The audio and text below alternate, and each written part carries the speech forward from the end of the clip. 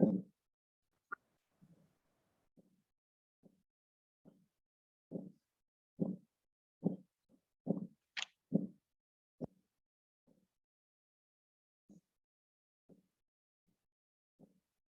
Afternoon. Good evening. Paper तो इस बार वाला थोड़ा टफ था आप लोगों का, स्पेशली पेपर 2। ऐसी मुझे रिपोर्ट्स मिली हैं बच्चों से।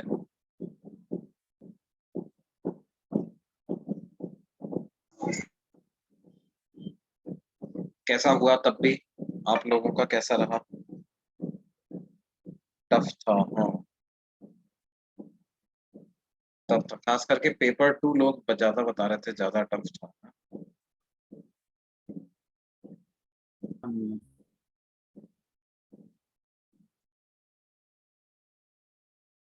हम्म। देखो, पार्शियल मार्किंग पता है आईआईटी ने अभी पिछले 2-3 साल से ही चालू करी है। अच्छा, है ना। और पार्शियल मार्किंग मतलब? पार्शियल मार्किंग मतलब कि जैसे more than one choice correct type के क्वेश्चन होते हैं ना। More than one choice correct type के क्वेश्चंस में क्या है, more than one choice correct type के क्वेश्चंस में आजकल तो ऐसा होता है कि जैसे मान लो आपने सारे करेक्ट आंसर मार्क कर दिए तो ठीक है, नहीं किए तो दिक्कत है। तो आपको एक किया तो इतने नंबर मिल जाएंगे, दो किए तो इतने मिल जाएंगे, है ना। लेकिन पहले ऐसा होता था कि either you mark all the correct answer and none of the incorrect answer, then you get the full marks. Else in any other case, else in any other case, you will get 0 marks, है ना। अब देखो बेटे, ऐसे जो papers होते हैं, ऐसे जो पेपर्स होते हैं उसमें कुछ बच्चे पूछे सर ऐसे पेपर में अच्छे नंबर कितने होते हैं, है ना। अब देखो, डिपेंड करता है।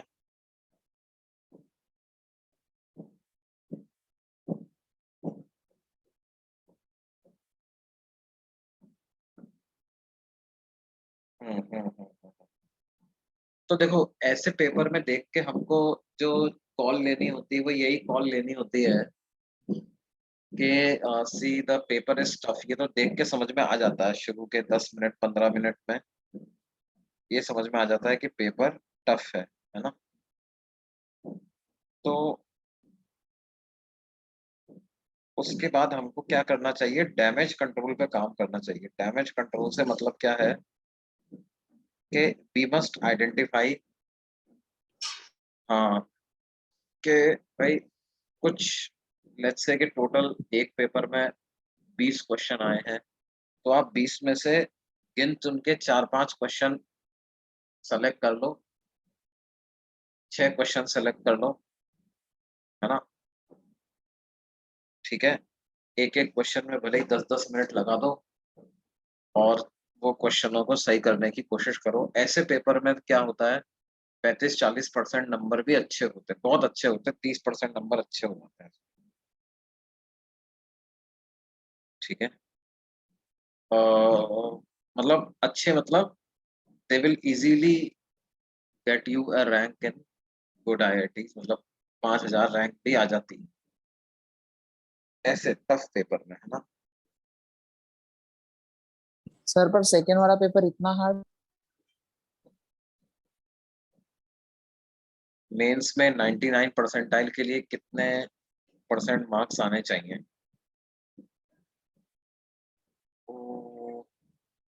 डिपेंड करता है। देखो, मेंस का पेपर जनरली इतना टफ नहीं आता है ना, मेंस का पेपर इतना टफ नहीं आता है। 99 परसेंटाइल मतलब टॉप 1%। और हम ये मान के चलें कि अगर टोटल 7 लाख लोग एग्जाम देते हैं तो 7 लाख में से 70,000, टॉप 70,000 रैंक के लिए तो ज्यादा नंबर की जरूरत नहीं पड़ती। अ, लेकिन मेंस टाइप के पेपर में, हाँ, आपका टारगेट 99 परसेंटाइल नहीं होना चाहिए। आपका टारगेट वैसे होना चाहिए, पता है कितना? 99.5 5% टारगेट होना चाहिए।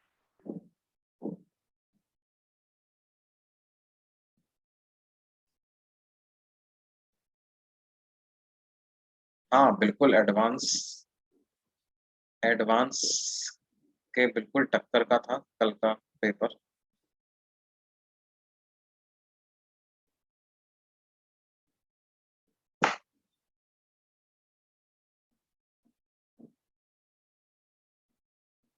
यार आ जाते हैं, आसानी से आ जाते हैं, मतलब 60%।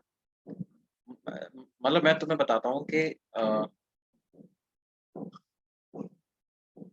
हाँ, प्रीवियस स्टैट्स के हिसाब से अगर आप देखो तो क्या है,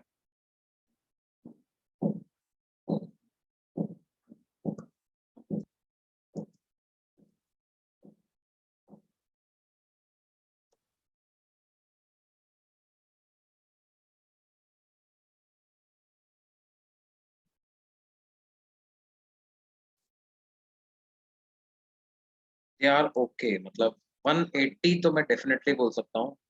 300 में से अगर 180 नंबर आ रहे हैं तो आप अच्छा है मतलब। हाँ, करंट कैपेसिटर्स के पहले करवा रहे हैं, क्योंकि कैपेसिटर्स जब पढ़ेंगे तो उसमें करंट की जरूरत पड़ेगी अपने को, है ना। तो उसके बारे में आप चिंता मत करो।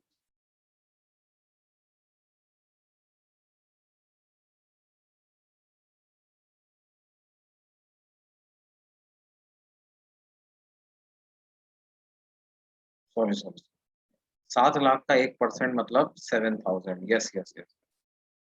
Okay okay, yes yes.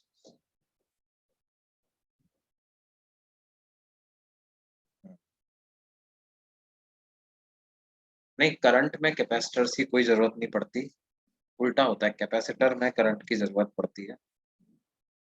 ठीक है।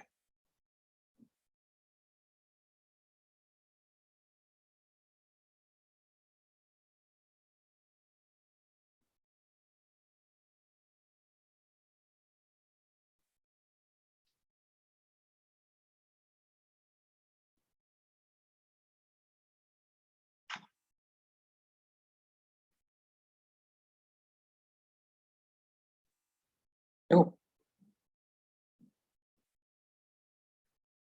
पेपर के डाउट्स अगले लेक्चर में ले लेंगे आप। सर पूरा पेपर का डिस्कशन नहीं होगा क्या? मतलब यूट्यूब पे आप अपलोड नहीं करोगे हाँ क्या? हाँ हाँ हाँ, कर लेंगे, अपन अगले लेक्चर में कर लेंगे पूरे पेपर का डिस्कशन। ठीक है। अगले पेपर तक आप एक बार, अगले लेक्चर तक आप एक बार और पेपर को देख लेना। अच्छा, एक बच्चा पूछ रहा है सर, आपके रैंक पे आईआईटी मिल जाता तो आईआईटी रुड़की क्यों लिया सर आप? यार वो एक्चुअल में क्या होता है ना, ब्रांच का भी एक बात रहती है। ब्रांच मतलब जैसे दोनों का कॉम्बिनेशन होता है। बॉम्बे मिल जाता है, लेकिन उस पर फिर आपको जैसे कंप्यूटर या इलेक्ट्रॉनिक्स ब्रांच अगर चाहिए तो वो नहीं मिल पाती। तो उस समय पर मेरे को थोड़ा सा कंप्यूटर्स वगैरह की तरफ ज़्यादा क्रेज था, तो मैंने वो मुझे ये गुवाहाटी, रुड़की, इन सब जगह पे ही मिल रहा। वो उसके लिए हम अलग से क्लास लगा लेंगे, है ना। पेपर डिस्कशन के लिए एक दिन अलग से क्लास लगा।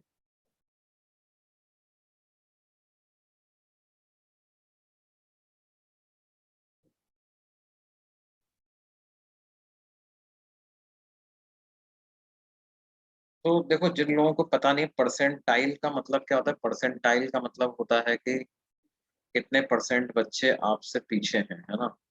99 परसेंटाइल का मतलब 99% of the students are behind you.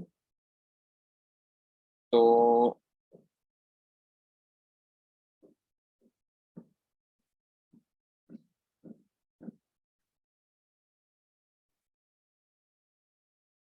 जैसे तो मैं आपको बात बताऊं कि अभी 2021 का अभी तक जो ट्रेंड रहा है वो क्या रहा है कि मार्क्स वर्सेस परसेंटाइल की बात अगर मैं करूं, मार्क्स वर्सेस परसेंटाइल, तो वो कैसा रहा है मैक्सिमम मार्क्स तो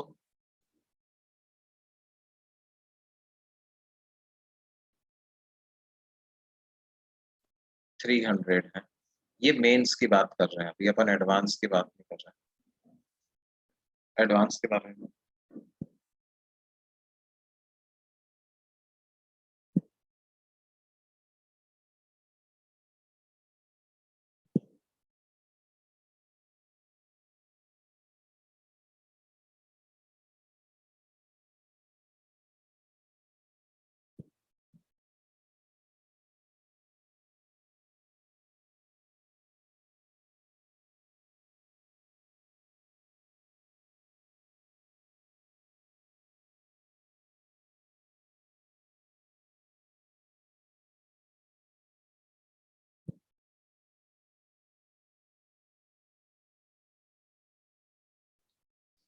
देखो, जो बेटे नेगेटिव मार्किंग अवॉइड करने का तरीका यही है कि हमें मतलब करेक्ट, एक तो कंसेप्ट हमारे बिल्कुल स्ट्रांग होने चाहिए, that we must be very clear about which options are correct and which options are not correct, है ना।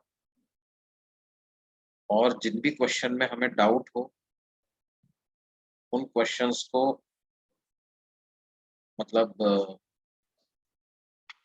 नहीं अटेम्प्ट करना चाहिए, मतलब do not take any chances, specially when there is negative marking.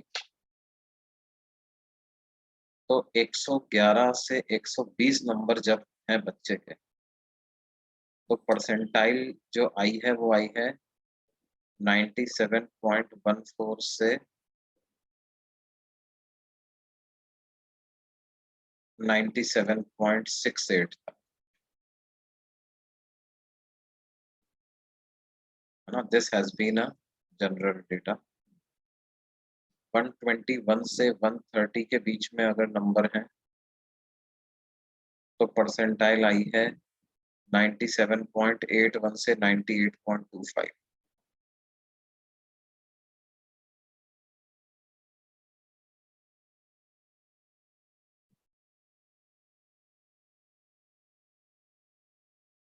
एक 131 से 140 के बीच में नंबर है तो परसेंटाइल आती है 98.31 से 98.66।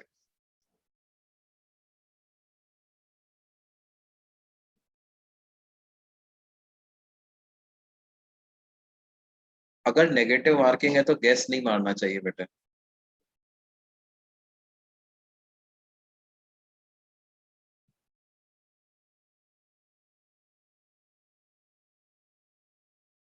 हाँ देखो, ऐसा हो सकता है कि किसी किसी कोई पेपर बहुत ही ज्यादा इजी आ जाए, है ना।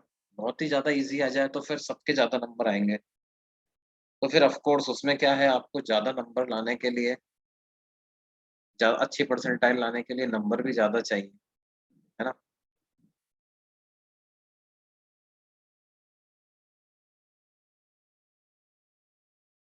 ये जो मैं लिख रहा हूँ ना, ये जो मैं लिख रहा हूँ, ये आफ्टर नॉर्मलाइजेशन की बात कर रहे हैं, आफ्टर नॉर्मलाइजेशन, है ना। मतलब देखो, भले ही आप किसी भी शिफ्ट में पेपर दो, अल्टीमेटली फाइनली कॉमन कंपैरिजन तो आ जाता है। फाइनली तो सबको एक ही बेंचमार्क पे जज करना पड़ेगा।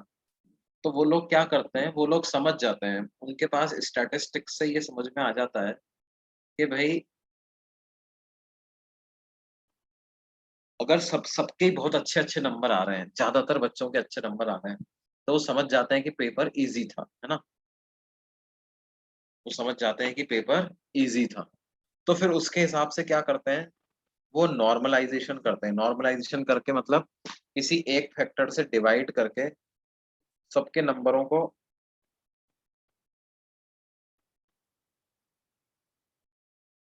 सबके नंबरों को क्या है, एक एक उस पे लेके आते हैं, एक स्केल में लेके आ जाते हैं। मेंस के एग्जाम कब होंगे, जैसा अभी सबको पता है बेटे के क्या होता है, 2 अटेम्प्ट होते हैं, है ना। मेंस के एग्जाम के मतलब आजकल तो 4 अटेम्प्ट होने लगे हैं। 4 अटेम्प्ट होने लग गए हैं। तो सबसे पहला अटेम्प्ट जो है वो मिड जनवरी में चालू हो जाता है। मिड जनवरी में फर्स्ट अटेम्प्ट चालू हो जाता है। हाँ देखो, संभावना तो पूरी है।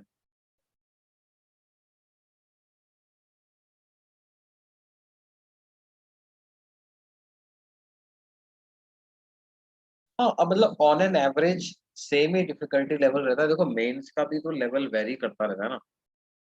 कोई बच्चा पूछे सर अपने मेंस के एक्चुअल मेंस जैसे ही टफ होते हैं क्या? अब जैसे यार अपने अपना भी हमेशा सेम लेवल नहीं होता, कभी मेंस का टफ आ जाता है, कभी मेंस का इजी भी आ जाता है। ऐसा ही आईआईटी जेई में भी होता है कि मेंस का कभी टफ आ जाता है, कभी इजी आ जाता है। लेकिन हाँ ये बोल सकते हैं कि लेट्स से अपने 5-6 टेस्ट मेंस के लोग कंपेयर करो और उनके 5-6 टेस्ट मेन के कंपेयर करो, तो एवरेज डिफिकल्टी लेवल सेम आता है। तो एवरेज डिफिकल्टी लेवल तो सेम मेंटेन करने की कोशिश करते ही हैं।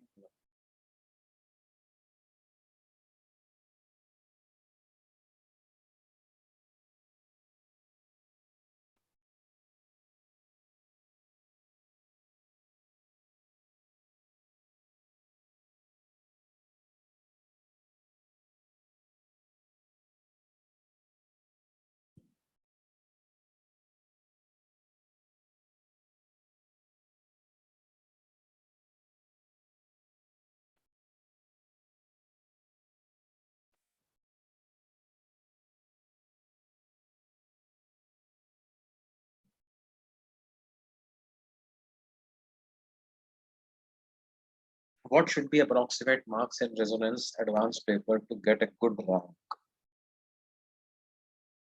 देखो मैं अभी का तो नहीं बता सकता तुमको अभी कितने आने चाहिए, लेकिन हाँ ये जरूर बोल सकता हूँ कि मतलब दिसंबर ऑनवर्ड्स,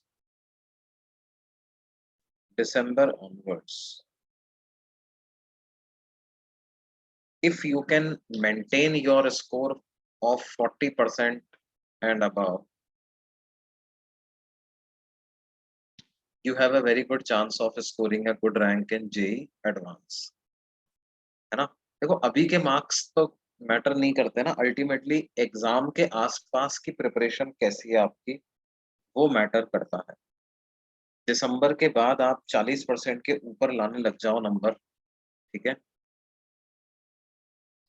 और मतलब एंड तक जाते जाते इसको आप अब जितना अच्छा करोगे उतनी अच्छी रैंक आपकी इसमें आती जाएगी। बट इस तरह के नंबर भी आपको रैंक इंश्योर करा देंगे, एडमिशन करा दे आईआईटी में एडमिशन करा देंगे आप।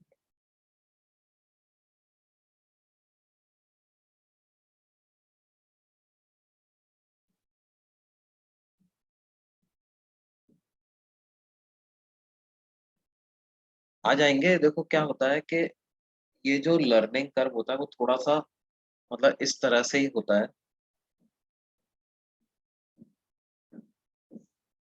शुरू में स्लो ही जाता है ये, है ना, तुम्हें लगेगा यार कुछ बढ़ोतरी नहीं हो रही है ना, लेकिन अगर तुम सही दिशा में काम करते रहोगे ना तो इट में pickup pace, right, and it में हैपन दैट जैसे मान लो कि ये फर्स्ट मंथ हुआ, सेकंड मंथ हुआ, थर्ड मंथ हुआ, फोर्थ मंथ हुआ, fifth, six, seven, eight, nine, 10 ना, 11, 12 इस तरह से। तो ऐसा ऐसा हो सकता है कि 8 से 12 महीने के बीच में काफी तेजी से नंबर आपके बढ़ जाए।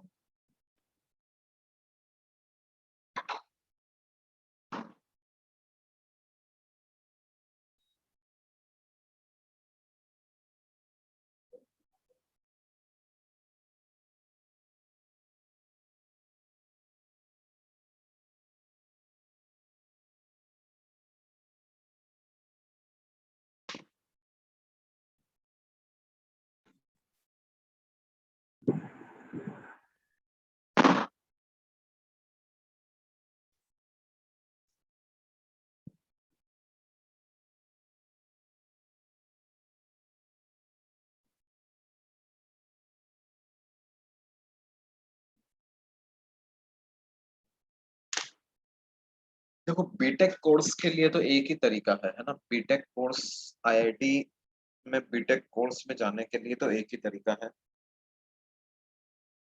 कि आपको एडवांस क्लियर करना ही पड़ेगा ऑब्वियसली।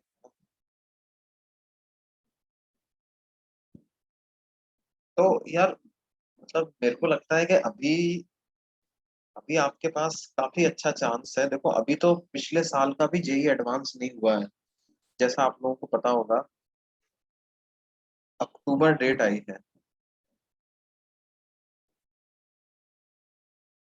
पिछले साल का भी जेई एडवांस नहीं हुआ है। तो अभी अपने पास क्या है, देखो अभी हमारा टारगेट पता है क्या होना चाहिए। अभी हमारा टारगेट होना चाहिए कि हमारे मेंस में मेंस में टॉप 20,000 में हम लोग आ जाएं। This must be our first target.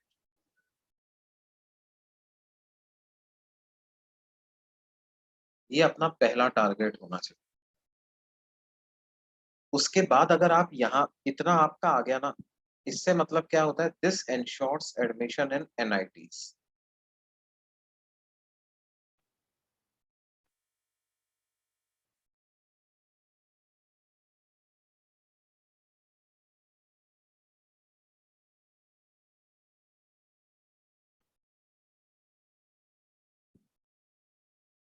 यार बेटा देखो, कौन से स्ट्रीम ज्यादा अच्छी होगी इसके बारे में कोई प्रिडिक्शन नहीं किया जा सकता है ना। और खास करके जैसे मैं हूँ, अब I have been out of industry for now almost 11 years. मैं 3 साल जरूर इंडस्ट्री में काम किया, लेकिन अभी मैं इंडस्ट्री से काफी दिन से बाहर हूँ। लेकिन हाँ ये जरूर है, इतना तो समझ में आता है कि computer electronics are definitely futuristic branches, है ना। अभी इंडिया में तो और ज्यादा डिजिटाइजेशन होना ही है।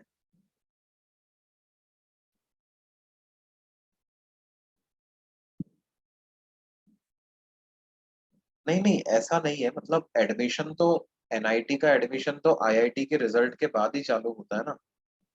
और वैसे भी आजकल तो क्या है, सेंट्रलाइज्ड काउंसलिंग हो गई है, जॉइंट काउंसलिंग होती है।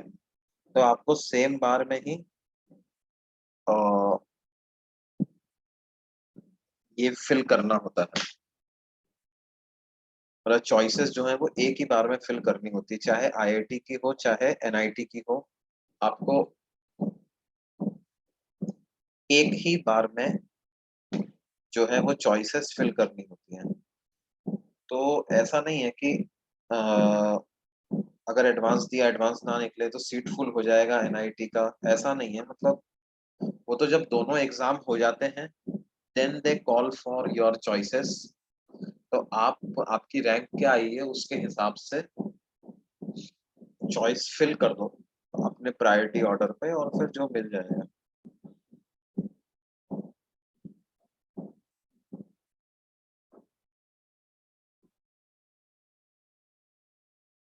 तो देखो बच्चों, इम्पोर्टेंट चीज क्या है, इम्पोर्टेंट चीज ये है कि हम अपने एफर्ट्स लगाते रहे, है ना। एफर्ट्स हम लगाएंगे ना तो इस स्टेज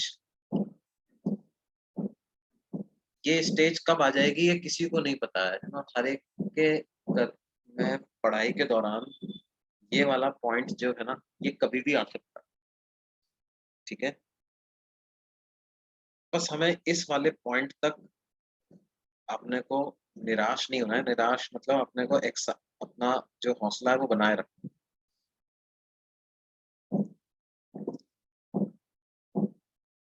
देखो अभी के लिए क्या है, नेक्स्ट ईयर नेक्स्ट ईयर के बारे में मतलब अभी से नहीं सोचना चाहिए। ठीक है, हाँ ये बात तो अभी तो अपनी कोशिश ये होनी चाहिए कि हम अभी निकाल लें जो भी है ना, इसी साल आईआईटी में एडमिशन लेना है। अपना तो टारगेट यही है ना। ठीक है, तो अपने को अभी से ये नहीं सोचना है कि अभी एनआईटी ले लें अगले साल आईआईटी के लिए अटेम्प्ट करें। अभी नहीं सोच, अपने को ऐसा नहीं सोचना। अभी अपने को ध्यान क्या रखना है, whatever chapters we are studying, हम उसको अपनी बेस्ट से बेस्ट समझने की कोशिश करें। ठीक है, और डाउट्स पूछें, डाउट्स क्लियर करें, थ्योरी में कोई डाउट आ रहा है उसको क्लियर करें, जो भी क्वेश्चंस हैं उनकी प्रैक्टिस करें, एक बार करें, 2 बार करें, कोई बात नहीं ना, एक बार डिफिकल्ट लगती है तो कोई बात नहीं, दूसरी बार में आसान लगेगी, तीसरी बार में आसान लगेगी, नहीं लगेगी ही सही ना, ऐसा थोड़ी ना होगा कि नहीं लगेगी, हो सकता है पहली बार में मुश्किल लगे, एक्सरसाइज 3 मुश्किल लगे, कोई बात नहीं, एक बार करो, डाउट पूछो, अगली बार फिर करो, भाई अपने को तो आईआईटी देने तक लेवल बढ़ाना है ना।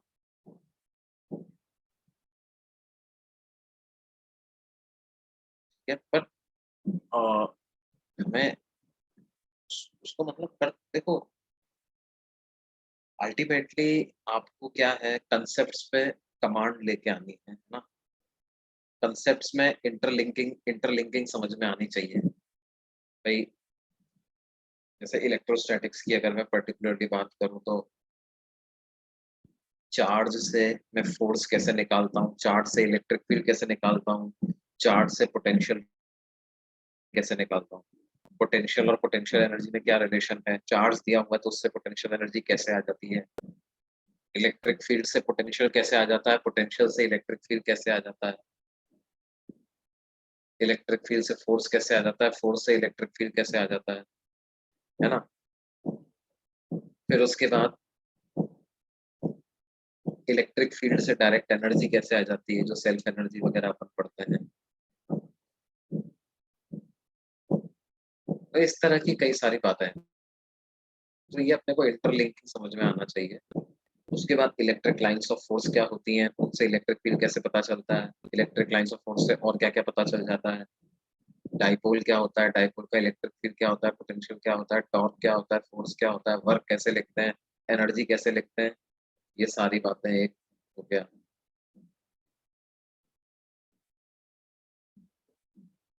फिर उसके बाद आगे गॉस लॉ वगैरह की चीजें आ जाती है, गॉस लॉ क्या होता है, गॉस लॉ के एप्लीकेशन क्या होते हैं, कंडक्टर्स वाला पार्ट, ये चीजें, इनमें से एक जो कंसेप्ट हमने पढ़े हैं उन सब पे आप मास्टरी करते जाओ, और नोट्स खूब पढ़ो यार, नोट्स खूब पढ़ो, मतलब नोट्स का आप वो मत करो, एक मिनट देना मेरे को।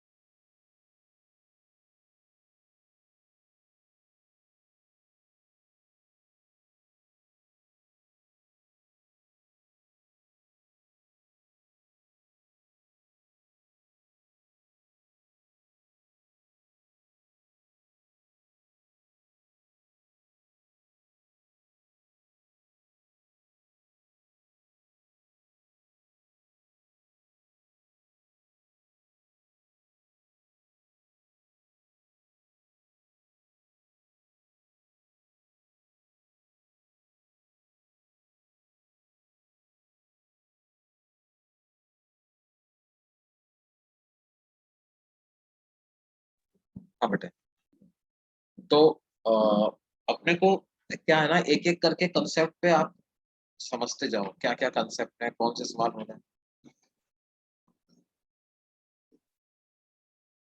हाँ, मेंस के तुरंत बाद एनआईटी के एडमिशन स्टार्ट नहीं होते हैं, ऐसा नहीं होता, आईआईटी के एग्जाम होने के बाद एडमिशन स्टार्ट होता है। ठीक है,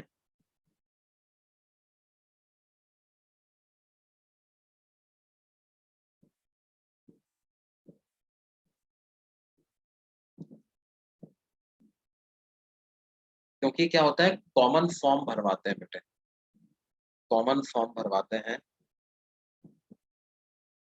तो बच्चे आईआईटी के एग्जाम होने के बाद उसमें एक ही शीट में सब सारे चॉइस भर के दे देते हैं। जैसे किसी ने लिख दिया भाई प्रायोरिटी 1 पे मुझे ये वाला आईआईटी बॉम्बे में कंप्यूटर चाहिए, प्रायोरिटी 2 पर आईआईटी दिल्ली में कंप्यूटर चाहिए, ऐसे उसने भर दिया। फिर एनआईटी सूरतकल में मेरे को कंप्यूटर चाहिए, एनआईटी ट्रिची में कंप्यूटर चाहिए, ऐसे ऐसे उसने प्रायोरिटी भर दिया। अब वो क्या करेंगे कि मान लो कि रैंक के ऑर्डर में फॉर्म उठा दे। देखो आईआईटी की काउंसलिंग का भी मैं आपको एक आइडिया दे देता हूँ, है ना? हालांकि इस पर भी अपन लोग एक बार सेशन लगाएंगे।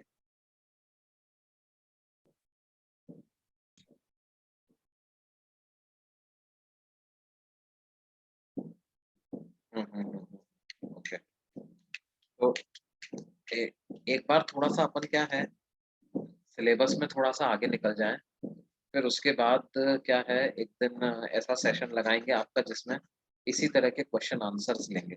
अभी अपन तो तब भी मैं आपको क्या है जल्दी से एक बार आइडिया काउंसलिंग का दे देता हूँ। काउंसलिंग में क्या होता है कि जैसे एक बार बच्चों की रैंक आ गई, है ना? 1 से लेकर के मान लो 20,000 तक रैंक आ गई, ठीक है? And they call up to ranks up to 35-40,000 rank तक वो फॉर्म भरने के लिए बुलाते ही बुलाते हैं। तो क्या होगा,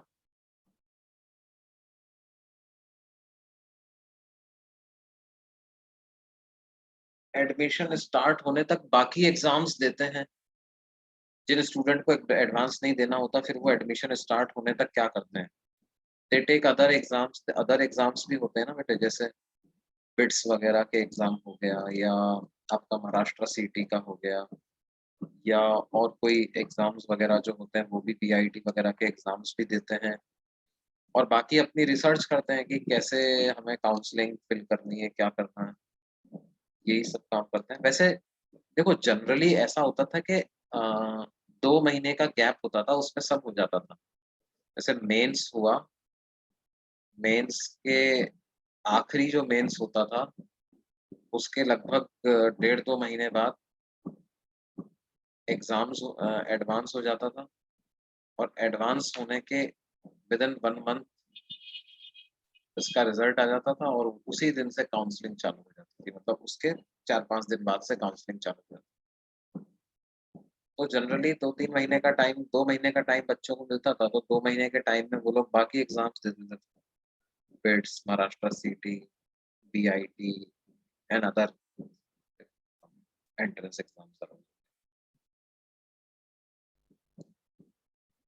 what happens in counselling is that सबसे फॉर्म भरवाया जाता है, मतलब उनका प्रायोरिटी भरवा लिया जाता है, priority of college and priority of branch. Priority of college and priority of branch उसमें फिल करवाई ली जाती है, ठीक है? Priority of college and priority of branch उसमें फिल करवाई ली जाती है।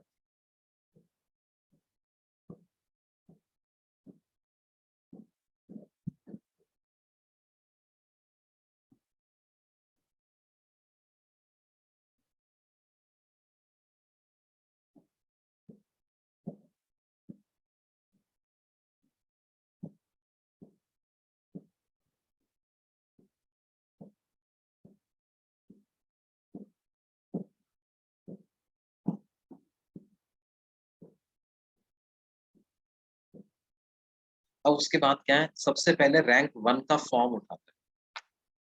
किसका फॉर्म उठाते हैं? जिसकी रैंक 1 आई है उसका फॉर्म उठाते हैं, और उसका फॉर्म उठा के देखते हैं कि भाई इसने क्या चाहिए। अब ऑब्वियसली जब सबसे पहले रैंक 1 का नंबर आएगा तो उसके पास उस समय तक एक किसी भी कॉलेज में एक भी सीट फुल नहीं हुई है, तो all the options are available. So जो भी उसकी फर्स्ट प्रायोरिटी होगी वो उसको मिल जाएगा। उसने मान लो भर दिया मेरे को बॉम्बे में कंप्यूटर साइंस चाहिए, तो उसको बॉम्बे में कंप्यूटर साइंस मिल जाएगा। वो कह देगा साहब मेरे को तो ट्रिची में कंप्यूटर साइंस चाहिए, फर्स्ट प्रायोरिटी पे, तो ट्रिची में कंप्यूटर साइंस मिल जाएगा। उसके फॉर्म को रख देते हैं अलग, और जो भी सीट उसको अलोकेट हुई है ना, उस ब्रांच की, उस कॉलेज की एक सीट को मार्क आउट कर देते हैं। मान लो कि आईआईटी बॉम्बे कंप्यूटर साइंस में 50 सीट्स हैं, तो पहले वाले ने अगर आईआईटी बॉम्बे कंप्यूटर साइंस चुना तो वो कह देंगे भैया अब जब दूसरे का नंबर आया तो 49 सीट्स बची। अब दूसरा वाला मान लो दिल्ली का रहने वाला है कोई लड़का, वो चाहेगा यार मैं तो आईआईटी दिल्ली में ही पढ़ लूँ।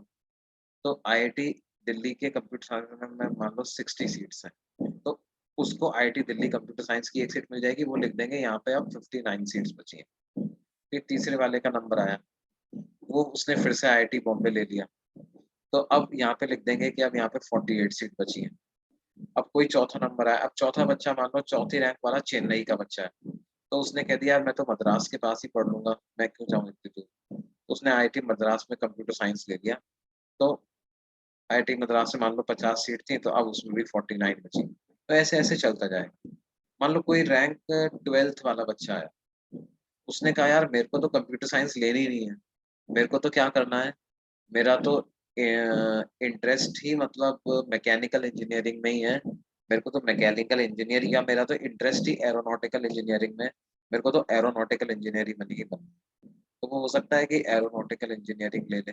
तो एरोनॉटिकल इंजीनियरिंग में मान लो 70 सीट्स हैं, तो 1 seat will be marked out, 69 seats will remain. ऐसे चलता चला जाता है, ठीक है। तो जाहिर सी बात है कि लेट्स से कि किसी की रैंक 3000 आई है, तो तब तक काफी सारी चॉइसेस फिल हो चुकी होंगी, कुछ चॉइसेस खाली भी बची होंगी। अब उसने मान लो प्रायोरिटी 1 पे भरा, उसने भी भर दिया बॉम्बे कंप्यूटर साइंस, वो कहेंगे भैया बॉम्बे कंप्यूटर साइंस तो आपसे पहले वाले लोगों ने ले लिया, सीट खत्म हो गई। दिल्ली कंप्यूटर साइंस वो भी पहले वाले लोगों ने ले लिया, वो सीट्स खत्म हो गई। अब वो बच्चा ऐसा है कि उसको कंप्यूटर साइंस में इंटरेस्ट है, उसको आईआईटी मिल जाए तो अच्छा, एनआईटी मिल जाए तो अच्छा। तो उसने सब आईआईटी के कंप्यूटर साइंस भर दिया, फिर उसने कहा यार एनआईटी त्रिची में कंप्यूटर साइंस, उसने कहा साहब त्रिची वाला भी फुल हो गया। फिर उसने कहा चलो सूरत कल में कंप्यूटर साइंस दे दो, हाँ उसने कहा हाँ यार सूरत कल में खाली है, बोलो सूरत कल दे दें आपको, उसने बोला हाँ दे दो। सूरत कल मिल जाएगा उसको, सूरत कल की एक सीट कम हो जाएगी। इस तरह से काउंसलिंग प्रोसीजर चलता है। समझ में आई बात बच्चों, आपको काउंसलिंग कैसे होती है? Yes.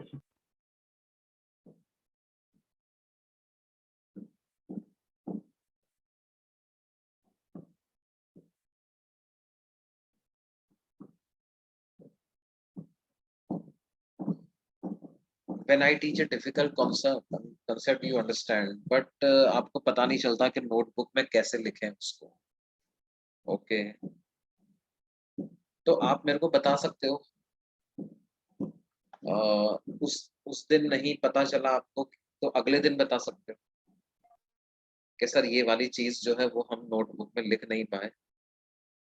बाकी मैं जो तुम्हें पढ़ाते समय लिखता हूँ, मैं ज्यादातर सारी बातें लिख देता हूँ पीडीएफ फॉर्म में, है ना। मैं जनरली ऐसे छोड़ता नहीं हूँ कुछ, मैं मान के चल रहा हूँ कि मैं तुम्हारे बिहाफ पे मैं नोट्स बना रहा हूँ। हालांकि नोट्स हमेशा खुद के बने हुए अच्छे होते हैं, स्टूडेंट के खुद के बने हुए नोट्स ही उसकी ज्यादा मदद करते हैं, है ना।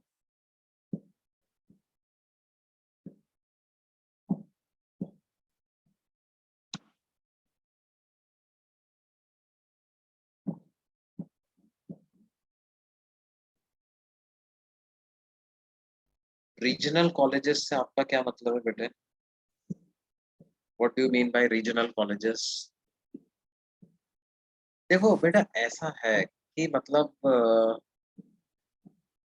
सीईटी देकर जो मिले ना, हाँ मतलब ऐसी कोई दिक्कत नहीं है यार। See actually what I know many students, मतलब बहुत सारे तो नहीं लेकिन एटलीस्ट आई नो 3 4 5 स्टूडेंट्स जिन्होंने क्या किया, they they got under 100 rank in IIT Bombay computer science लिया, but did not even studied for seriously in those 4 years। 4 साल में सीरियसली पढ़ाई नहीं करी उन्होंने, और फिर उसके बाद 1 2 साल नौकरी मिलने में भी दिक्कत आ गई उनको। I despite being from IIT Bombay computer science, they had a difficulty in getting placed. भाई लेट्स से के मान लो आज की तारीख में कोई आईआईटी बॉम्बे के कैंपस में फेसबुक आई, गूगल आई, माइक्रोसॉफ्ट आई, अमेजन आई, इस तरह की बड़ी बड़ी कंपनीज आई, और उन्होंने कहा कि भाई हमें रिक्रूट करना है, तो okay they know you have got brains, इतना टफ एग्जाम आपने क्रैक किया है, but just the brain won't do. They will also, and they also know that you were sincere 4 years back when you prepared for JEE, you were sincere, but Are you sincere now? Have you been sincere in your college days also? That also matters, right? So many a times it happens that के let's say के कोई आपके NIT के college से किसी बच्चे का ज़्यादा अच्छा प्लेसमेंट हो गया, आईआईटी से उतना अच्छा नहीं हुआ क्योंकि जो दूसरे कॉलेज में गया था उसने 4 साल में बड़ी सिंसियरली पढ़ाई करी और बड़ी सिंसियरली पढ़ाई करके उसने अपने आप को इतना काबिल बना लिया कि तो इट इज़ नॉट ऐसा नहीं है कि भाई क्या है, देखो हम जिस भी स्टेज पे खड़े हुए हैं, wherever we are at present हमें अपना बेस्ट एफर्ट करना है, ठीक है? Only a seat in IIT does not guarantee you a good career. जो जिसको आईआईटी में सीट मिल जाएगी, उसको भी वहाँ पर पढ़ना पड़ेगा, अच्छा करना पड़ेगा। सिमिलरली जिसको एनआईटी में सीट मिलेगी, उसको भी वहाँ पे जाके पढ़ना पड़ेगा, अच्छा करना पड़ेगा। एंड अगर वो वहाँ पे जाकर के अच्छा करता है, तो उसके पास आगे जाकर के मतलब आज जो मेरे पुराने स्टूडेंट्स जो हैं, they are connected with me on Facebook, right? And some other social media. And I know many students जिनका कि 60,000, 70,000, 80,000 रैंक आया। कितना 60, 70, 80,000 रैंक आया। जैसे एक बच्चे को मैं जानता हूँ, वो कहाँ से पढ़ने आता था, बहुत दूर से पढ़ने आता था और मतलब 1 डेढ़ घंटे का लोकल ट्रेन का ट्रैवलिंग करके आता था। उसका एडमिशन अच्छी जगह पे नहीं भी हुआ। मतलब उसका एडमिशन पता है कहाँ पे हुआ? माटुंगा में विद्यालंकार का कॉलेज है ना, विद्यालंकार कॉलेज इंजीनियरिंग का, वहाँ पे उसका एडमिशन हुआ। मतलब उसको आईआईटी नहीं क्लियर हुआ, एनआईटी नहीं हुआ और अपना जो बॉम्बे के अच्छे कॉलेज थे, बीजेटीआई हो गया या सरदार पटेल, ये सब भी नहीं मिला। उसको विद्यालंकार जाकर के मिला, ठीक है? लेकिन वहाँ पर भी एंड हाँ, उसकी ये बात अच्छी थी कि when he was in Vidyalankar he kept in touch, kept asking कि सर अब यहाँ से आगे रास्ता कैसे निकलता है, क्या करना है? मैंने उसको समझाया, मैंने कहा कि यार आप जीआरई की तैयारी करो, try to get into a good अभी कोई बात नहीं, अभी आप नहीं क्लियर कर पाए, आप गेट दो, एमटेक आईआईटी में एमटेक का एडमिशन लेने की कोशिश करो या आईआईटी में एमटेक नहीं हो पा रहा है तो मास्टर्स करने जो है बाहर जाओ, कॉलेज में अच्छे नंबर लेके आओ ताकि आपको स्कॉलरशिप मिल जाए। ऐसे करके आप बाहर पढ़ने चले जाओ, वहाँ से आपके पास अपॉर्च्युनिटी क्रिएट हो जाएगी। Uh, and he kept coming फिर but after some in 4th 5th year उसने मिलने आना बंद कर दिया। मेरा भी थोड़ा ध्यान नहीं रहा किधर गया। फिर one one day on 5th September on teachers day he called me suddenly और उसने कहा कि सर मैंने आपको इसलिए कॉल किया, I am calling you from states और मेरा जो है वो एक मास्टर्स प्रोग्राम में सिलेक्शन हो गया था, तो मैं अभी अमेरिका में हूँ और ऐसे-ऐसे मास्टर्स करने यहाँ से आ गया। और I specially wanted to call you on teachers day के so that you will be very happy and I was indeed very happy कि उसके लिए बिकॉज़ मेरे को पता था कि now he is on right path. फिर उसके बाद 2 साल बाद वापस से उसका टीचर्स डे पे कॉल आया। उसने कहा सर मेरा अब क्या है now I have started working and I M placed with Amazon US.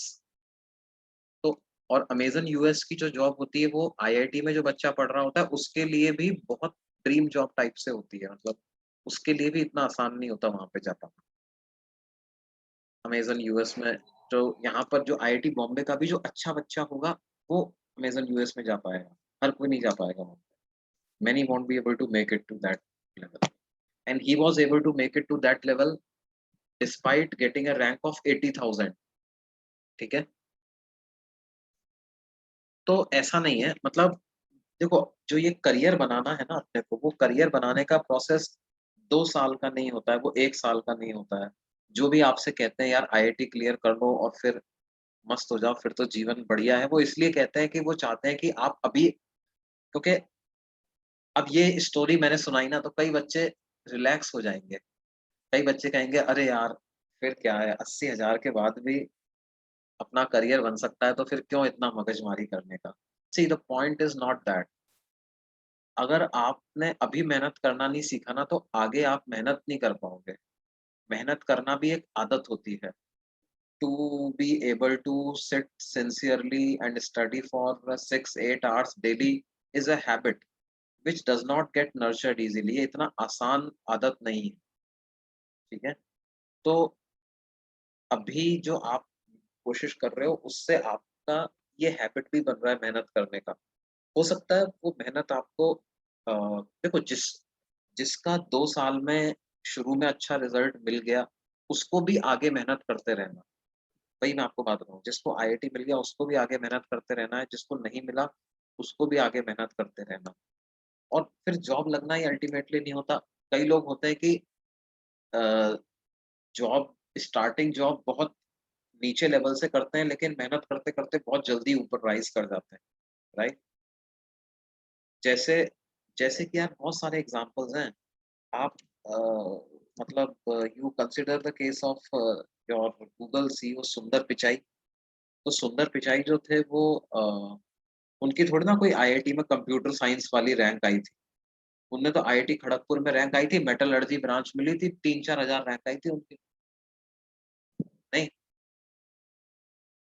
मतलब आई एम नॉट बोस्टिंग और एनीथिंग, मतलब मैं कह मेरी उनसे ज्यादा अच्छी रैंक थी, 700 रैंक तो मेरी थी। लेकिन बात वही है कि ही केप्ट ऑन स्टडिंग।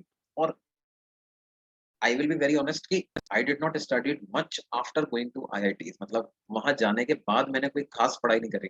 वहां जाने से पहले मैंने बहुत पढ़ाई करी। वहां जाने के बाद मैंने मतलब बस अपन को लग गया अरे हो गया काम अब तो, है ना। I got relax, I will be very honest with, I got very relax. तो एंड ऑब्वियसली सुंदर पिचाई उसने सोचा ठीक है मेरा मेटलर्जी ब्रांच मिल गया है, but I will keep studying more. He kept study, he studied extra arts और कंप्यूटर साइंस की भी उसने नॉलेज ली। और फिर उसके बाद वो मास्टर्स करने गया, फिर पीएचडी करने गया, फिर गूगल पहुंचा। फिर गूगल में भी कई सारे लोग पहुंचते हैं, सब तो सीईओ नहीं बन जाते। तो द पॉइंट इज कि आप क्या है, जो भी काम करो मन से करो और लगातार करो। ऐसे मत सोच के मत करो कि यार अभी करना है फिर मैं छोड़ दूंगा इस काम को करना, ठीक है। ऐसे मत करो, मन से करो जो भी काम कर रहे हो। और आपको ये मान के चलना है कि हाँ यार अल्टीमेटली मेरे को क्या है, अपने अंदर कोई ऐसी स्किल डेवलप करनी है जिससे कि मैं आगे जा करके सोसाइटी में कुछ कंट्रीब्यूट करूं, सोसाइटी में होने वाली किसी प्रॉब्लम को सॉल्व करूं। जो भी मैंने स्किल मेरे अंदर डेवलप किया है उसके थ्रू। अब वो स्किल कुछ भी हो सकती है, वो स्किल फिजिक्स केमिस्ट्री मैथ्स की भी हो सकती है, आगे जाकर के वो कंप्यूटर साइंस में भी बदल सकती है। आगे जाकर के वो स्किल जो है, हो सकता है आपका मन करे कि यार मैं तो सिविल सर्वेंट बनूं, आईएएस आईपीएस ऑफिसर बनूं, तो ऐसा भी हो सकता है। It can be anything, but ultimately you will have to work towards that goal. You must develop yourself as a human being. आपका दिमाग का लेवल, इंटेलेक्चुअल लेवल आपको सॉल्व करना है ना।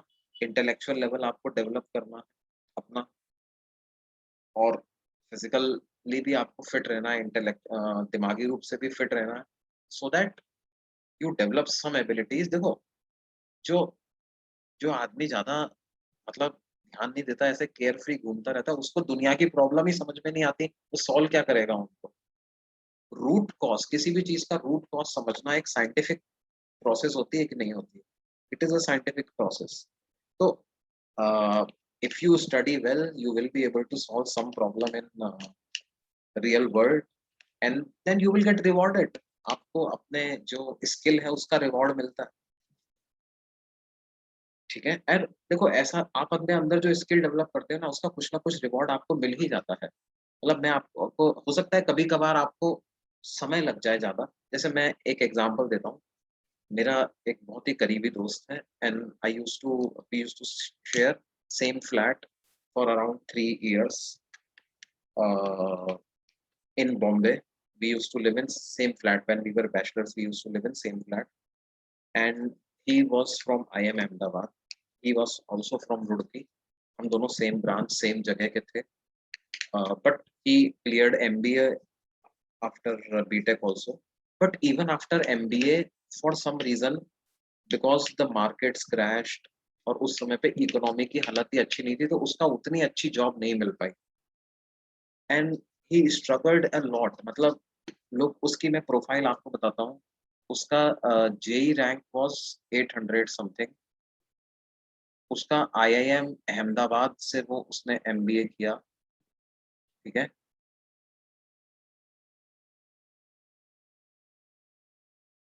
हाँ हाँ, सम रीजनल कॉलेजेस जो हैं वो मेंस के मार्क्स पे भी एडमिशन अलाउ करते हैं। एंड आफ्टर दैट ही,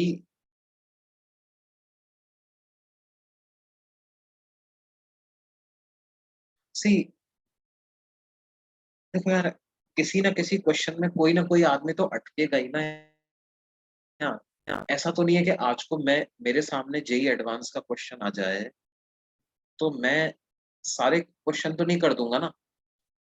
क्या क्या कोई ऐसा कोई आदमी है, कोई ऐसा सिंगल आदमी है जो कि सारे दुनिया की सारी कंसेप्ट पढ़ सकता है, सारे क्वेश्चन सॉल्व कर सकता है? ऐसा तो नहीं है ना। ये है, हमें बेस्ट करना है, ठीक है। What ever, what ever the case, हमें बेस्ट करना, मतलब बड़े से बड़ा साइंटिस्ट जो है वो क्वेश्चन में अटक सकता है, किसी भी क्वेश्चन में। उसके बारे में हमको चिंता नहीं करनी है, ये नहीं सोचना है कि यार, अब जैसे मान लो कि मैं तुम्हें बात बताऊँ, जैसे जेई एडवांस का पेपर आता है, तो रैंक वन के कितने नंबर आते हैं उसमें? रैंक वन के 90% नंबर ही आते हैं ना? नहीं, रैंक वन के 90% नंबर आते हैं। और रैंक 100 के कितने नंबर आते हैं? रैंक 100 के 80% आते हैं, है ना? मतलब 20% क्वेश्चन तो नहीं हो पाते ना उनसे भी।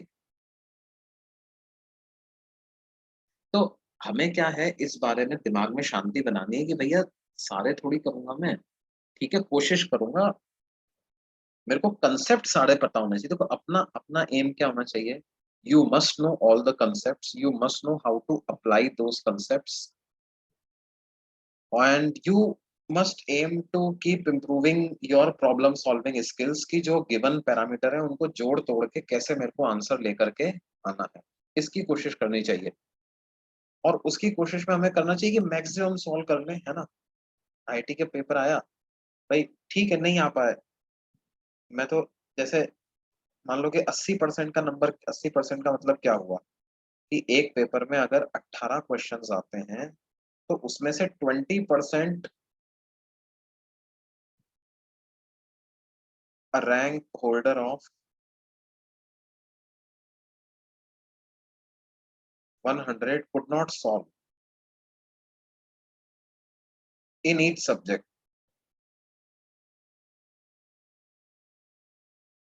18 का 20% कितना होता है? 1/5 हो गया ना, 3.6 हो गया। या मान लो टोटल 50 क्वेश्चंस आए, ऐसे मान लेते हैं, तो 50 का 1/5 कर लो, 10 क्वेश्चन पूरे पेपर में मिला करके उससे भी नहीं सॉल्व होता है। कोई बात नहीं यार, वो तो खुश है ना, 100 रैंक आ गई, मस्त है, मत होने दो, क्या करना है, ठीक है। तो उसके बारे में चिंता मत करो तुम कि मुझसे नहीं होगा। आप ये try to be the best version of yourself every day, उसमें इम्प्रूव करने की कोशिश करो। कल तक मैं ऐसा था, आज मैं ऐसा हो गया हूँ, कल मैं ऐसा और हो जाऊंगा। How can I improve from the level where I am presently? That must be our aim, right. और वो एम कैसा है? हेल्दी माइंड, हेल्दी बॉडी, और honest efforts, and forget about the result. तो result, no no result is final, no result is ultimate, right. कोई भी ऐसा नहीं है कि there is one exam which can make और क्रैक योर लाइफ। ऐसा कुछ नहीं होता है। जो आदमी जीवन में लंबे समय तक अपने दिमाग का बैलेंस बना के रख सकता है और अ, खुश रहता है, वो अच्छा करेगा यार। और चिंता करना है ज्यादा? मस्त रहो, पढ़ाई करो, try to be the best version of yourself, try to understand as much things as possible, and everything will be fine। क्यों चिंता करना है हमको? चिंता मत करो, चीज़ों को पढ़ो, समझो, उनको समझने की कोशिश करो। ये it's a big puzzle, things will fall in place if your efforts are sincere. अगर आप सिंसियरली एफर्ट लगा रहे हो, तो have faith, things will fall in place. ये याद रखो बस, ठीक है? ज़्यादा चिंता मत करो। जो नहीं आ रहा उसको ईमानदारी से पूछ लिया करो, है ना? हम बताने के लिए मना करते हैं क्या कभी कोई चीज़ तुमको कि यार नहीं मैं तो नहीं बताऊँगा ये कांसेप्ट, ऐसे मना करते हैं क्या कोई भी टीचर?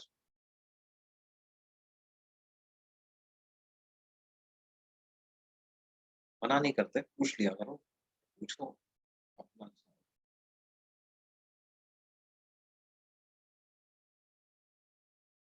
हाँ, try to be consistent.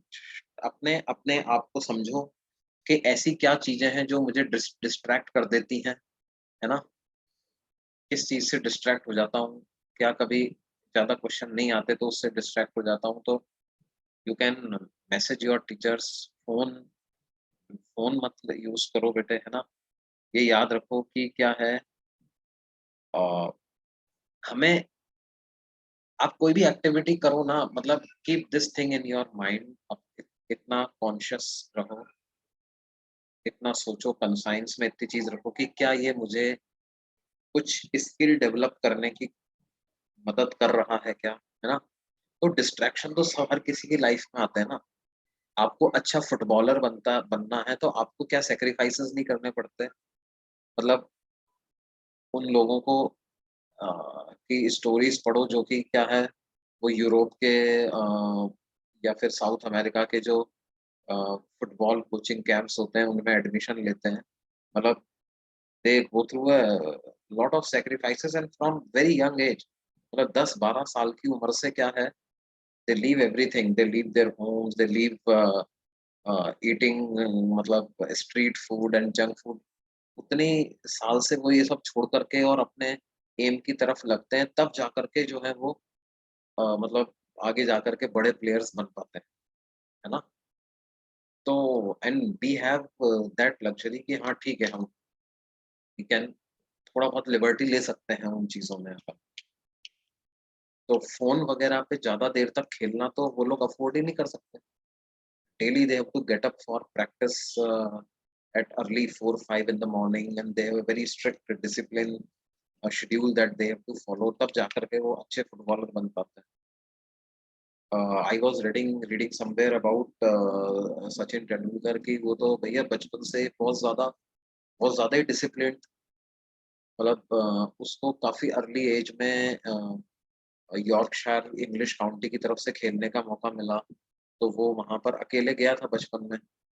And जो उसका जो वहाँ पे मैनेजर था जो उसको हैंडल करता था, वो ही वाज़ स्टार्टर्ड कि मतलब how organised and disciplined he was in that young age also. मतलब his room used to be very very neat and clean, everything in place, so that he does not need to waste time anywhere everywhere. So uh, ये तो हमें क्या है, ये तो खुद को खुद से ही याद दिलाना पड़ेगा कि when you start using mobile, there is no one else जो कि आपको कहे कि भई बेटा मोबाइल रख दो। आपको खुद को रिमाइंड करना पड़ेगा, अपने आप ये याद दिलाना पड़ेगा, भई मेरा एम क्या है? मुझे अभी क्या करना है? और हाँ, ये मैं मानता हूँ कि 24 घंटे पढ़ना किसी के लिए पॉसिबल नहीं है, है ना? हमेशा पढ़ना मतलब जैसे 6-7 घंटे आप सो लिए, तो उसके बाद अगर 16-17 घंटे बचे हैं, तो 17 घंटे पढ़ना किसी के लिए पॉसिबल है क्या? किसी के लिए 17 घंटे पढ़ना पॉसिबल नहीं है, बहुत मुश्किल है।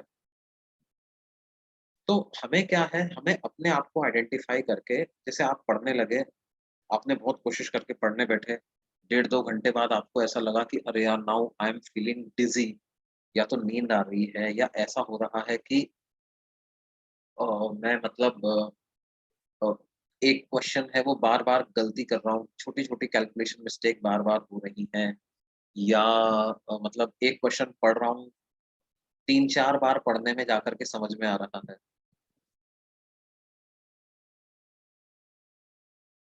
हाँ, ये तो देखो देखो हमारी तो कोशिश ये रहनी चाहिए कि मैक्सिमम जितना समय मिले उस समय में पढ़ो। ब्रेक सिर्फ तभी लो जब पढ़ने की एफिशिएंसी कम हो रही, और अभी अपना काम ही क्या है ना, हमें ज्यादातर समय। तो देखो उस चीज में हमें यही यही याद यही याद रखना है कि देखो जैसे अभी क्या है, आप कह रहे हो कि सर जब भी मैं क्वेश्चन सॉल्व नहीं कर पाता हूँ तो मैं क्या है फ्रस्ट्रेट हो जाता हूँ और स्टडी करना बंद कर देता हूँ।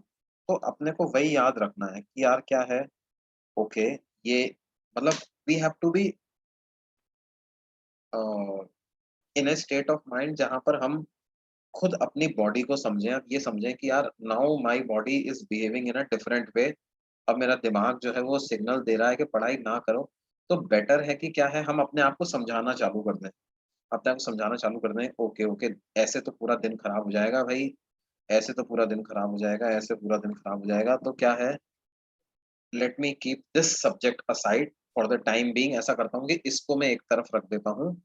एंड जैसे मान लो कि फिजिक्स आपने करने लगे और आपसे देखा यार 4-5 क्वेश्चन लगातार नहीं हुए, and you start getting frustrated, तो उसको बढ़ने मत दो, उस चीज को, अपने को थोड़ा अपने ऊपर कंट्रोल रखो कि भाई क्या है, उस सब्जेक्ट को अलग रखो, अलग रख करके कोई दूसरी चीज उठाओ। जैसे आपने मैथ्स उठा लिया, थोड़ी इजी वाले क्वेश्चंस कर दिए, है ना, या केमिस्ट्री उठा ली, कोई चीज याद करने की थी तो वो चीज याद कर ली हमने, है ना।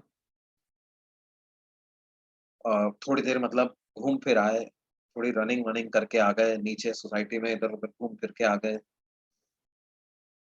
जो भी अपनी एक एक्टिविटी है वो कर ली थोड़ी-सी, और फिर उसके बाद आकर के कोई दूसरा सब्जेक्ट पढ़ लिया। कई बार ऐसा होता है कि यार क्या है, जैसे कोई अभी मैं आप लोगों के साथ तो जो डिस्कस करता हूँ तो क्या है, जैसे शीट वगैरह डिस्कस कर रहा हूँ, तो वो उन क्वेश्चंस को मैं कई बार कर चुका हूँ, तो मैं आपको एक ही बार में बता देता हूँ। लेकिन कई बार ऐसा होता है कि भाई मान लो कोई जैसे कोई बच्चा जो है वो ओलंपियाड के कोई क्वेश्चन ले आया, या मान लो कि जेईई एडवांस का कोई क्वेश्चन आ गया, हो सकता है एक बार में नहीं बने मुझसे, इट इज क्वाइट पॉसिबल, मतलब इनफैक्ट एक बार क्या, हर साल के आईआईटी एडवांस के क्वेश्चन में एक ना एक क्वेश्चन तो ऐसा होता ही है, एक एक या दो क्वेश्चन तो ऐसे होते ही हैं जो कि नहीं हो पाते हैं, ठीक है। काफ़ी सोचना पड़ता है, 1 दिन सोचना पड़ता है, 2 दिन सोचना पड़ता है, कभी-कभार अपने हमारे जो और टीचर फ्रेंड हैं उनसे डिस्कस करते हैं, हाँ यार कैसे हुआ? उन्हें वो कुछ आइडिया बताते हैं कि यार मेरे इतनी चीज़ समझ में आ गई, तुम्हारे तो इट इज़ पॉसिबल। अब लेकिन उसके लिए ऐसा नहीं है ना, जैसे फॉर एग्ज़ाम्पल अब मैं मान लो कोई क्वेश्चन पढ़ने बे करूँ और वो मुझसे क्वेश्चन सॉल्व नहीं हुआ। मान लो मैंने कोई नई बुक मिली मेरे को फिज़िक्स में, उससे क्वेश्चन कर रहा हूँ, वो क्वेश्चन नहीं हुआ। Now now what do I do? Do I waste my entire day on that question? और मैं कह दूं यार आज तो मैं कोई लेक्चर वेक्चर नहीं लूंगा, एक क्वेश्चन था जो मुझसे नहीं हो रहा, and I am a teacher and I must be able to solve all the questions, and what is this, ये तो गलत बात है, और मैं मतलब पूरा दिन वेस्ट कर दूं क्या उसको? I can not do that. वो that is not the right way to do. ठीक है, नहीं हो रहा, नहीं हो रहा यार, हो सकता है उसको अभी हटाते हैं, अभी जो जरूरी काम है पहले उसको निपटा लेते हैं, इसको let us keep it on second priority, and बाकी काम करते हैं। ये नहीं हो पा रहा तो बाकी करते हैं, कोई जो हो पा रहा है वो करते हैं। हो सकता है बाद में हो जाए, हो सकता है ना हो, सारे क्वेश्चन थोड़ी हो जाएंगे यार, नहीं होंगे, कोई बात। रैंक वन लाने के लिए भी सारे क्वेश्चन नहीं करने पड़ते हैं, मैं बता रहा हूँ ना, 90% पे रैंक वन आ जाती है, ठीक है। मतलब total paper one paper two मिला करके अगर फिजिक्स में 36 क्वेश्चन आ रहे हैं, तो उसमें से अगर 3-4 क्वेश्चन नहीं भी आ रहे हैं, तब भी रैंक वन ला सकता है कोई, यार ऐसी कोई बात।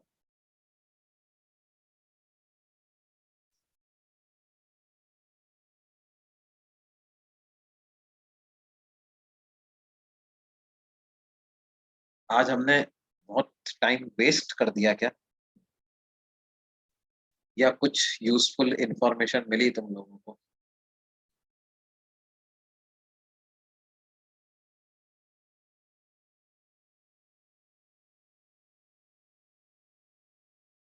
हाँ, आई होप के वेस्ट नहीं किया है हमने, है ना।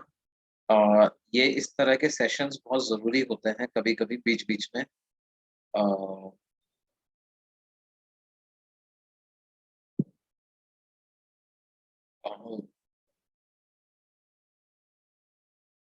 अभी देखो, फॉर नाउ मैं डीपीपीस के बारे में ये कहूंगा कि अभी आपको अगर टाइम मिल जाता है, शीट्स हो जाती है पूरी अच्छे से, नोट्स रिवाइज हो जाते हैं तीनों सब्जेक्ट के, तो फिर आप डीपीपीस भी कर सकते हो, है ना? कोई उसमें मनाही नहीं है। जिसका डीपीपी भी हो जाता है वो और दूसरी किताब भी कर सकता है। लेकिन वही बात है, हमारे पास प्रायोरिटी क्या होनी चाहिए, वो बात है। सब ऐसा नहीं होना चाहिए कि भई या तो मैं पूरा ही काम करूँगा या कुछ भी नहीं करूँगा।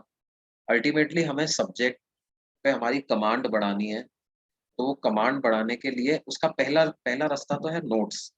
नोट्स हमें बहुत सिंसियरली फॉलो करने चाहिए, और मैं आपके बॉम्बे के एक बच्चे की बात बताता हूँ, उसकी 56 रैंक आई थी अपनी रेजोनेंस से एक बार, और शुभम जैन नाम था उसका। तो वो मतलब नोट्स बहुत पढ़ता था, काफ़ी अच्छे से नोट्स पढ़ता था, है ना? बहुत अच्छे से नोट्स पढ़ता था और 3-3 4-4 बार पढ़ता था नोट। एक बार पढ़ के सैटिस्फाई नहीं होता था। जब भी टेस्ट होता था he used to do exam, क्योंकि एग्ज़ाम्पल्स में ज जनरली क्या है, ज़्यादातर क्वेश्चन्स कवर्ड होते हैं एग्ज़ाम्पल में, है ना? और स्पेशली एग्ज़ाम्पल में जो अच्छे क्वेश्चन लिए जाते हैं, उन क्वेश्चन्स को तो आप करा किया करो। मतलब make it a regular habit to revise your notes before every exams, है ना? नोट्स, मतलब नोट्स के जो क्वेश्चन कर देगा ना, उसका ये जो पहला टारगेट है ना, वो तो आसानी से अचीव हो जाएगा यार, ये मैं जानता हूँ। मतलब if there is a student who can say that sir आपने जो भी नोट्स में क्वेश्चन कराया है, आप पूछ लो, मैं कर दूँगा उसको विदिन 2-3 मिनट्स में सॉल्व कर दूँगा। तो आई कैन गारंटी कि उसको मतलब वो 98-99 परसेंटाइल तो ले ही आएगा, मतलब इतना तो ले आएगा, ठीक है? समझ-समझ के जिसने किया है, ठीक है? रटना नहीं है ऑफ कोर्स, ठीक है? समझ के जो कर रहा है, इतना वो ले आएगा definitely.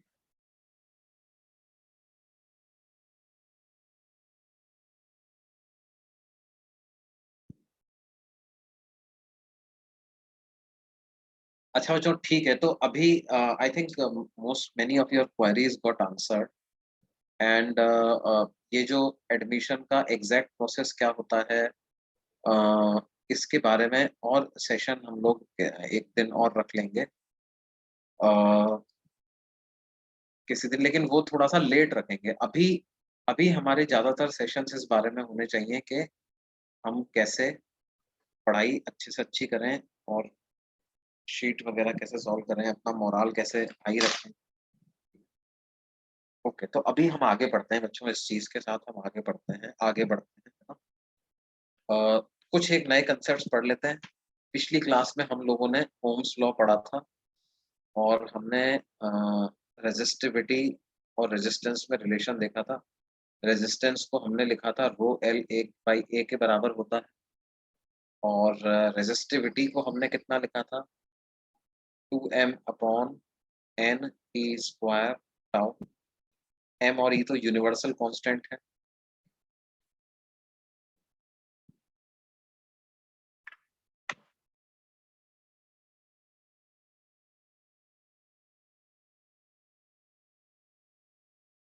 M and n are universal constants, m and e sorry.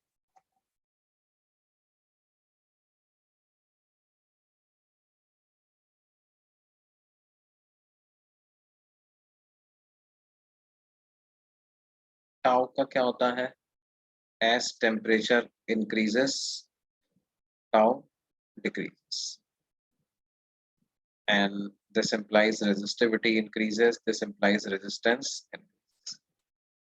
तो कंडक्टर्स के लिए क्या होता है, फॉर कंडक्टर्स, ये बात हमको समझनी है। For conductors as temperature increases resistance decrease, but if temperature is constant then resistance is also constant, and in that case V is directly proportional to I, that is Ohm's law. अच्छा, एक बात और, हमने पढ़ा था D R by are जो होता है ना, वो किसके बराबर होता है? अल्फा टीटी के बराबर। अल्फा को क्या बोलते हैं? Temperature coefficient of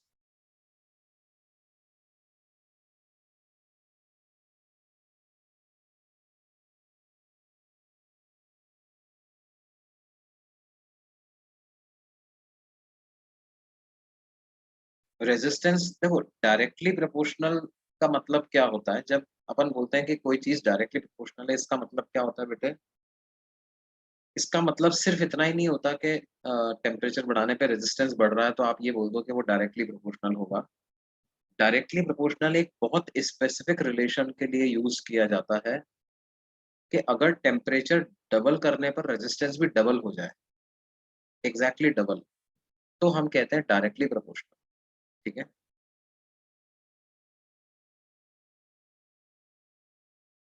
directly proportional is a very specific term. ये तभी यूज करते हैं जबकि लीनियर रिलेशन हो, और लीनियर भी ऐसा वैसा नहीं, सेम फैक्टर से चेंज होने वाला।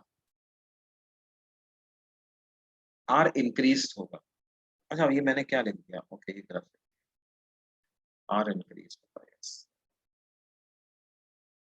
As temperature increases resistance increases.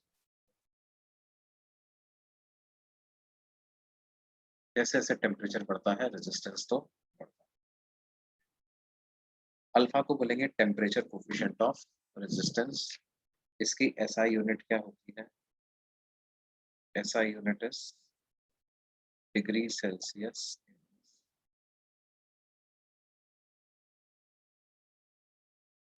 अच्छा, अब क्या है? Alpha is generally independent of temperature. Generally ये टेम्परेचर के इंडिपेंडेंट ही होता है।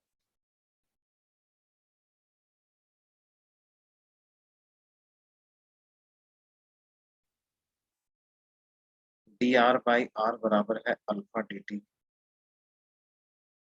इसको इंटीग्रेट अगर हम करते हैं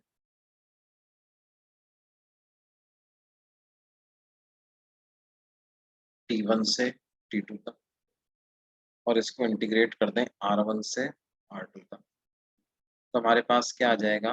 ln of R2 by R1 is equal to alpha into T2 minus T1, या इसको लिख दूंगा अल्फा डेल्टा,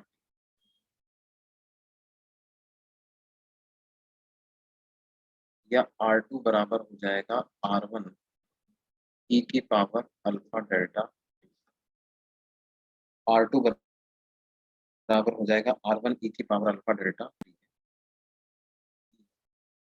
अब ई की पावर x जो होता है ना, इसका एक्सपांशन ऐसा होता है बेटे, ई की power x by 1 factorial plus x square by 2 factorial plus x cube by 3 factorial, ऐसा होता है ना ई की पावर x का एक्सपांशन। तो अल्फ हम इसको लिख सकते हैं 1 plus alpha delta T plus alpha delta T का whole square by 2 and so. ठीक है।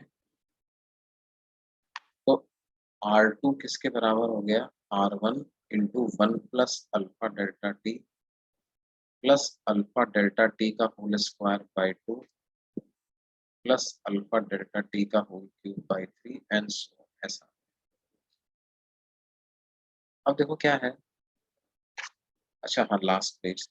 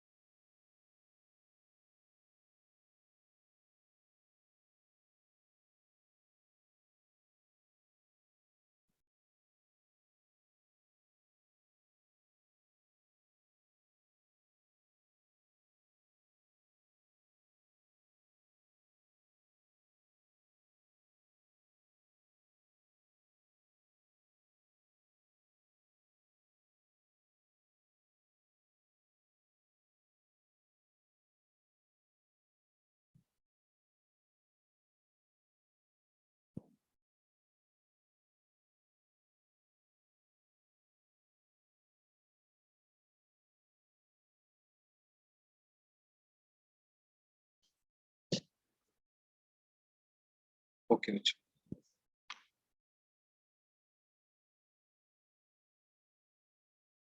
डिनोमिनेटर में हाँ, हाँ यहाँ पर फैक्टोरियल भी आएगा। यस,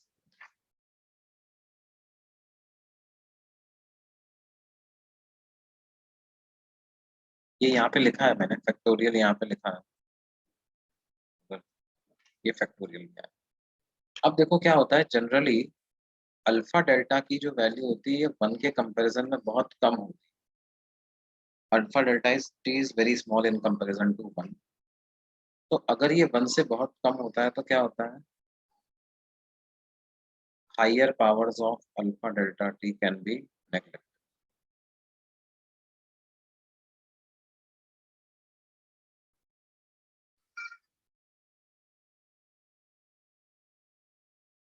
तो R2 की वैल्यू कितनी हो जाएगी, R1 into 1 plus alpha delta T, और हायर पावर्स को आप नेग्लेक्ट कर दो इसके टर्म्स में, तो आंसर आपका इतना ही आ जाएगा।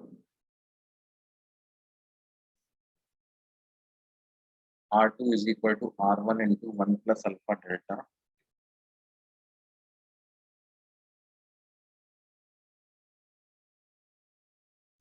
R2 is equal to R1 into 1 plus alpha delta। ठीक है,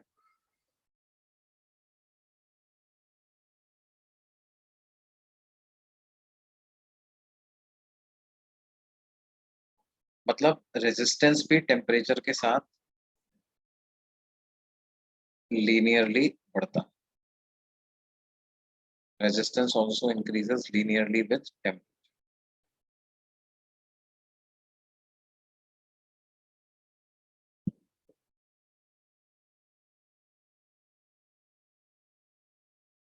या जनरली इस क्वेश्चन को पता है कैसे यूज करते हैं, resistance at temperature T is equal to resistance at 0 degree Celsius into 1 plus alpha।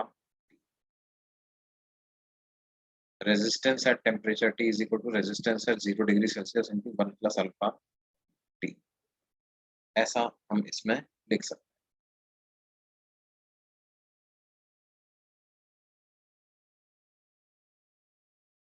है ना। जैसे मान लो हमसे कहा जाए कि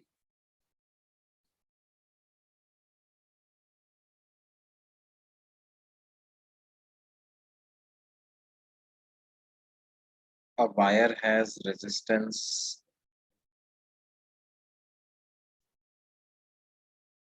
20 ohms at 30 degrees Celsius sir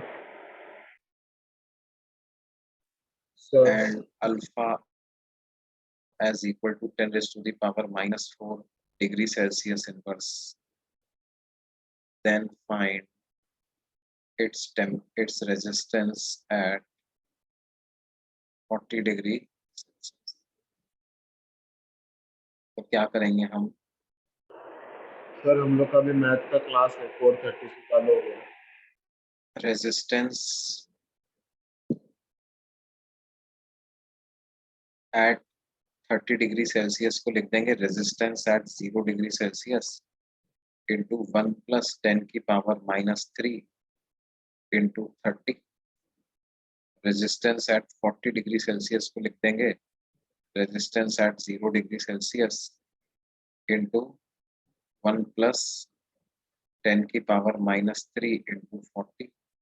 दोनों इक्वेशंस को डिवाइड कर दो, तो resistance at 40 degree Celsius upon resistance at 30 degree Celsius, ये किसके बराबर आ जाएगा, 1 प्लस 30 इंटू 10 की पावर 1 प्लस 40 इंटू 10 की power minus 3 divided by 1 plus 30 into 10 की पावर माइनस, ये ऐसा।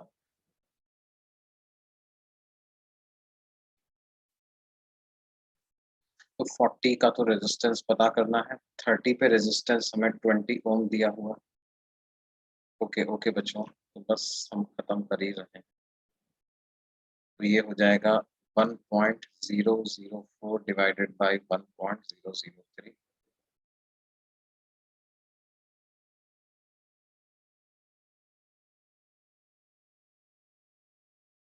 इस तरह से हम इसको कैलकुलेट कर सकते हैं।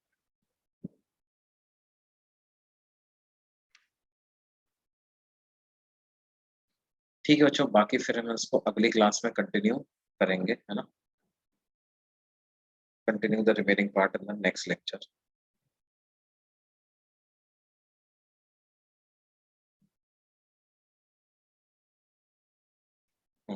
सर अप्रॉक्स आंसर 1 आएगा ना?